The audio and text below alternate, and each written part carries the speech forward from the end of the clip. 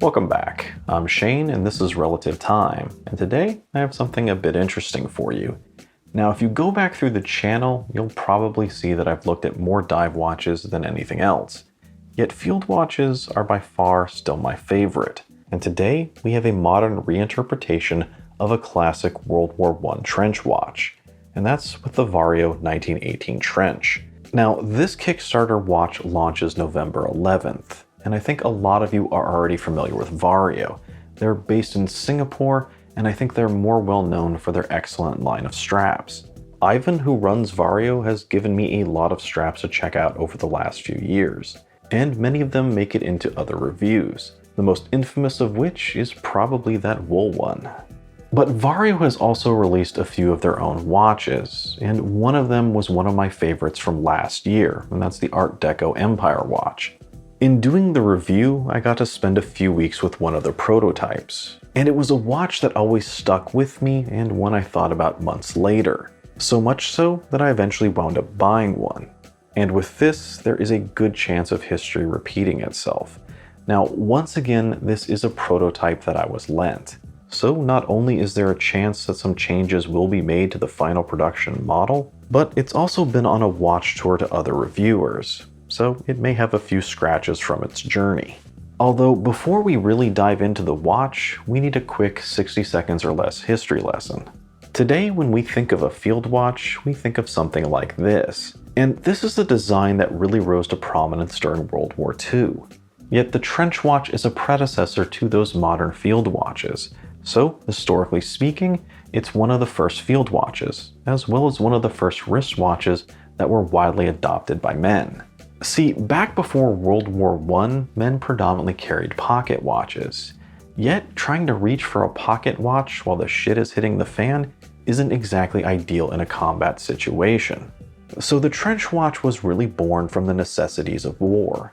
It's a watch that you could strap to your wrist for easy access, and one that was simple and easy to read.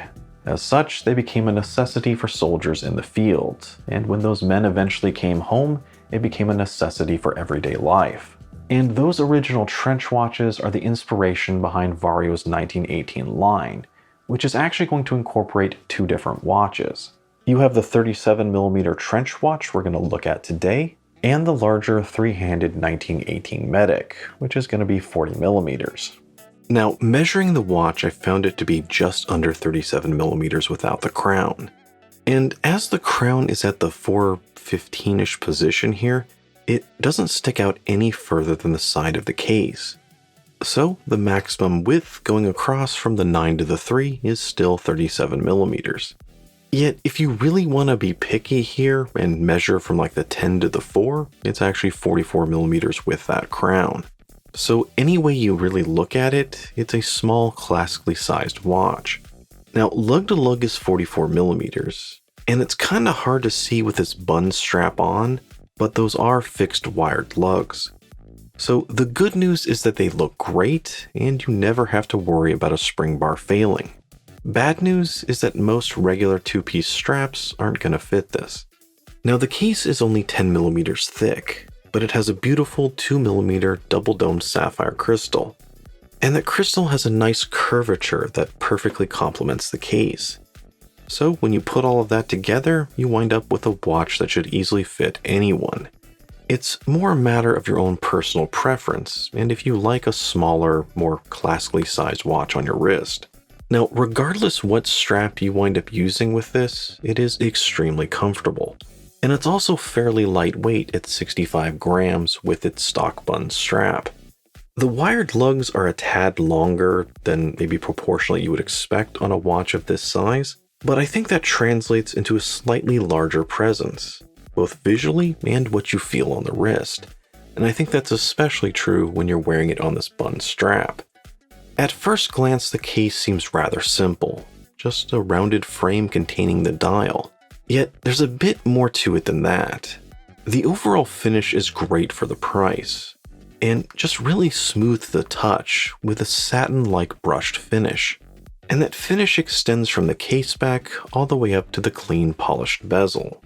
And there is a beauty in all this simplicity. as when you look at it from the side, you can see that the rounded contours go up to that clean bezel, and creates a uniform curvature to the entire case, which continues to that domed crystal.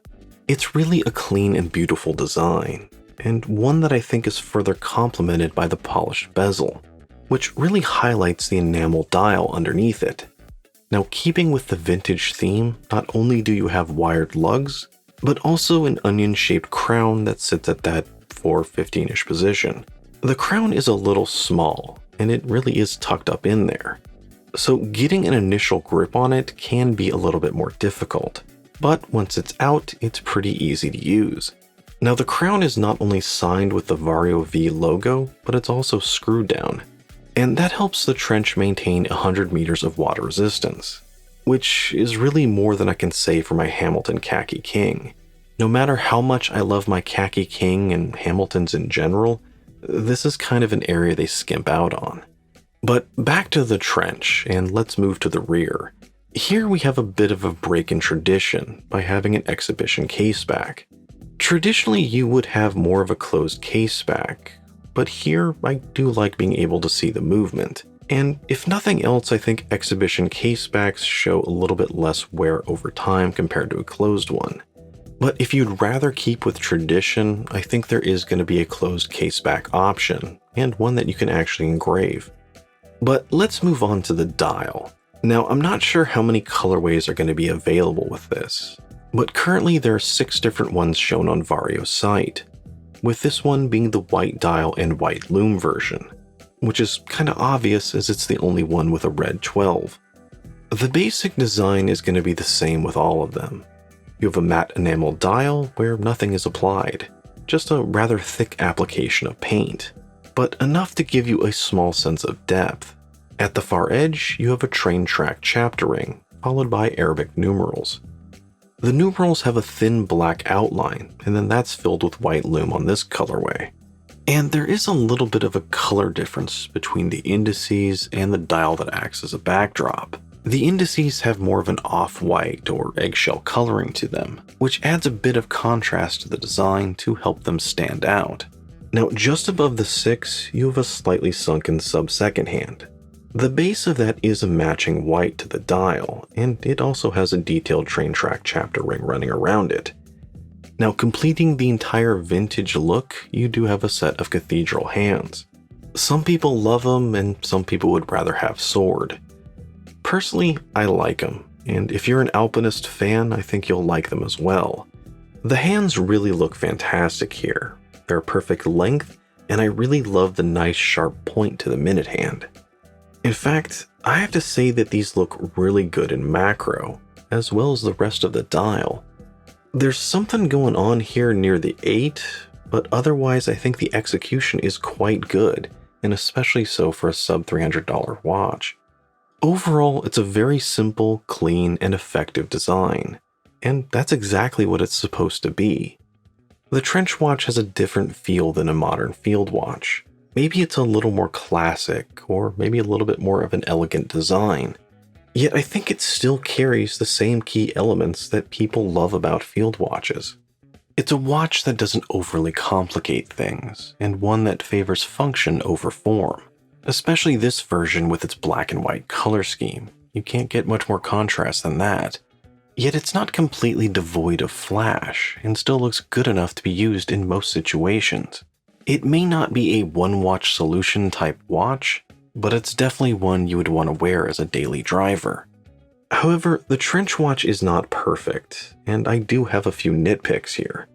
The first of which is the Vario logo just under the 12, and I think this also goes for the V on the crown. Now, personally, I actually really like the Vario logo, but I'm just not sure that style really goes with this kind of design. Now, I think this is a minor thing, and I really wouldn't suggest they change it, as you do want to keep your branding consistent. Another thing I noticed, and I think this is specific to this colorway, is that there's a color difference between the hands and the indices, and that's something I find a little off-putting. The indices themselves have more of an off-white or eggshell coloring to them, while the white on the hands matches the white on the dial beneath it. It just seems like there's a little bit of a contrast here, Like I said, these are nitpicks. And along the same lines, I think there's something a little off about the outline on the hands versus the outline on the indices. Personally, I really love how thick and dark the outline is on the cathedral hands, and it adds a beautiful amount of contrast when trying to read the watch against the white backdrop. But the black outline of the indices is a lot thinner. So again, this is a small thing, but again, I find it a little bit off-putting. So if I do get one of these, I think I'll wind up getting either the gray version or the black dial with white lume. Anyway, let's just move on to the lume. Now initially the C3 Super Lume Nova is nice and bright, and I really love how those Arabics just pop and come alive as they glow. However, for a comparison test, I really wasn't sure where this thing was going to end up. So for the test, I threw the whole range in here. You have a Vostok on the left, all the way to the Seiko Turtle on the right, along with the Hamilton Khaki King in the middle. Now, as you can see, the Trench watch doesn't last very long, fading out maybe about the same time as the Vostok. Now, if this was a diver, I think that'd be rather disappointing. But this is a field watch, and as a field watch, I'd say that's okay. Obviously, I would love more lume on this. If nothing else, then just enough to keep up with the other two good field watches we have here. Now, movement-wise, we are looking at a Miyota 82S5. It's an automatic movement with a standard beat rate, as well as a 42-hour power reserve. It also has hand winding, and Vario is listing this as having hacking. And I can confirm that hacking with this prototype, so I'm guessing this is one of the models Miyota upgraded last year. Now, I don't have any specific experience with this model, but I have had a lot of Series 8 Miyota movements in the past. Generally, they're a great reliable movement, and especially since they've upgraded a lot of them to have hacking. Really, the only downside is that the rotor can be a little louder than a corresponding Seiko. Now, as for the straps, well, they're all pretty good. In addition to the bun strap, Vario also sent along a couple single straps for me to try out. They're really nothing fancy, but it's a nice quality leather. But I think the bun strap here is really the star. The outside is a great looking Crazy Horse leather, with a nice soft texture on the inside sitting next to your wrist. Overall, it feels great, and I think it looks fantastic. And especially if you think this watch might be a little smaller than you like, having it on this bun strap really changes that up a bit. However, there are a couple of issues with this strap, and first off, I think it's a bit short. On my 7-inch wrist, I was on the second or third to last hole. So if you're a little larger than 7 inches, this probably isn't going to work.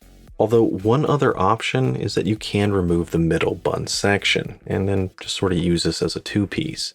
Doing that, you get a little bit more wiggle room. The second thing is really more of a question on if this bun strap is more of a novelty or something you're going to fall in love with long term. So realistically, how much do you think you'd actually use it? And especially if you live somewhere with hot, humid summers. That's not the best weather to wear a full leather armband. For me personally, as much as I love how this looks and as good as this feels on my wrist, I'm not sure it really fits into my style, and I'm not sure I'd really use it that much. It's just something to think about. And lastly, let's talk value.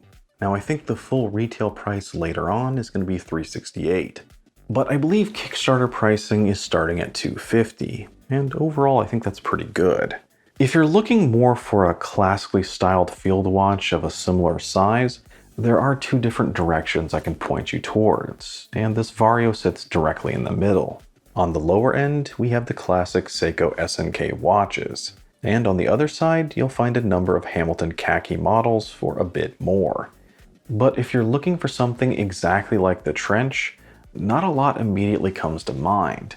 I think Timex made something a few years ago, but I'm not sure if they're even still making it. So I think $250 is a decent price. But more to the point, I've been pretty happy with the two Varios I already have, and I'd have no qualms about buying a third. Now, the Trench is a very different style than the last two watches Vario put out, but it shares the same great attention to detail and good quality. It's a simple, clean design, yet one with style and one with an eye towards history. And if that sounds appealing, then the Kickstarter is definitely worth checking out.